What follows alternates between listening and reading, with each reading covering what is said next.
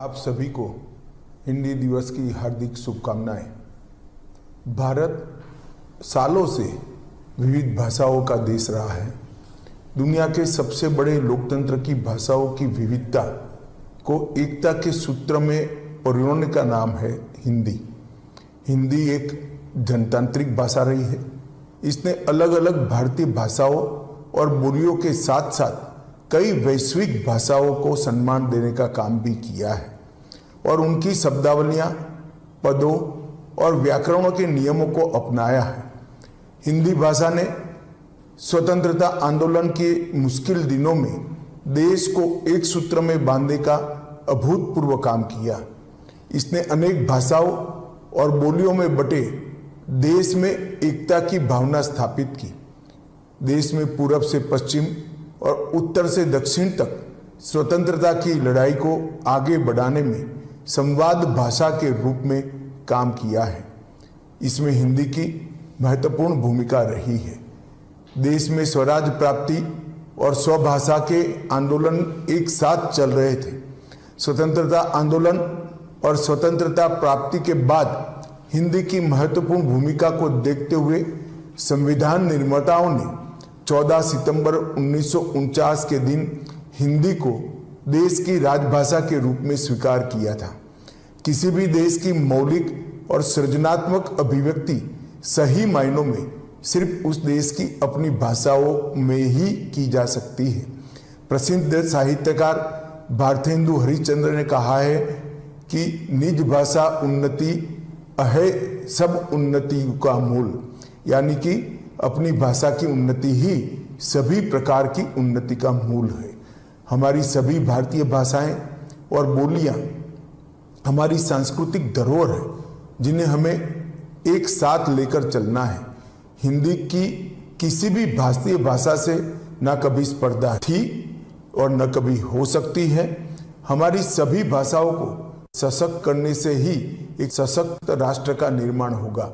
मुझे विश्वास है कि हिंदी सभी स्थानीय भाषाओं को सशक्त बनाने का माध्यम बनेगी। माननीय प्रधानमंत्री नरेंद्र मोदी जी के नेतृत्व में भारतीय भाषाओं को राष्ट्रीय से अंतर्राष्ट्रीय मंच तक उचित सम्मान मिला है। गृह मंत्रालय का राजभाषा विभाग निरंतर प्रयत्नशील है कि सहज समान मीठी भारतीय भाषाओं को आधुनिक तकनीक के माध्यम से सार्वजनिक प्रशासन, शिक्षा और वैज्ञानिक प्रयोग के अनुकूल उपयोगी बनाई जा सके। माननीय प्रधानमंत्री जी के मार्गदर्शन में सरकार और जनता के बीच भारतीय भाषाओं में संवाद स्थापित कर जन कल्याणकारी योजनाओं को प्रभावी तौर पर लागू किया जा रहा है। देश में राजभाषा में हुए कार्यों की समय समय पर समीक्षा के लिए संसदीय राजभाषा समिति का गठन किया गया था और उसे उत्तरदायित्व दिया गया था कि यह देश में सरकारी कामकाज में हिंदी का प्रयोग, उसकी प्रगति, इसकी समीक्षा करे और रिपोर्ट बनाकर माननीय राष्ट्रपति जी को प्रस्तुत करे। मुझे यह बताते हुए खुशी हो रही है कि माननीय राष्ट्रपति जी को इस रिपोर्ट का 12वां खंड प्रस्तुत किया जा चुका है। 14 तक इस रिपोर्ट के 9 खंड सौंपे गए थे, लेकिन हमने पिछले 4 वर्षों में 3 खंड प्रस्तुत किए हैं। 2019 से सभी 59 मंत्रालयों में हिंदी सलाहकार समितियां का गठन करने का काम समाप्त हो चुका है तथा इनकी बैठकें भी नियमित रूप से आयोजित की जा रही हैं।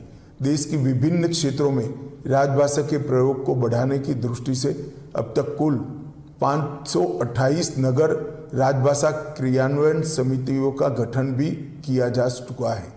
विदेशों में भी London, Singapore, Fiji, Dubai, port Louis में नगर राजभाषा कार्यान्वयन समितियों का गठन किया गया है। भारत ने संयुक्त राष्ट्र में हिंदी राजभाषा का उपयोग को बढ़ावा देने की भी पहल की है।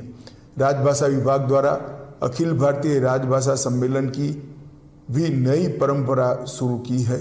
13-14 नवंबर 2021 बनारस में पहला और 14 सितंबर 22 को सूरत में और राजभाषा सम्मेलन आयोजित किया गया।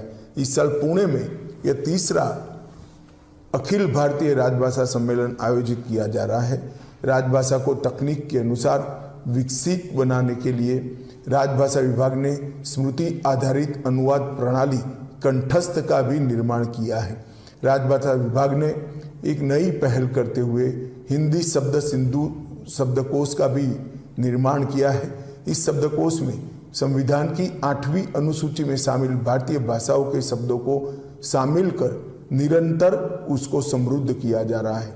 विभाग ने कुल 90,000 शब्दों का ई महाशब्दकोश, मोबाइल ऐप और करीब 9,000 वाक्य का ई सरल वाक्य कोश भी तैयार किया है।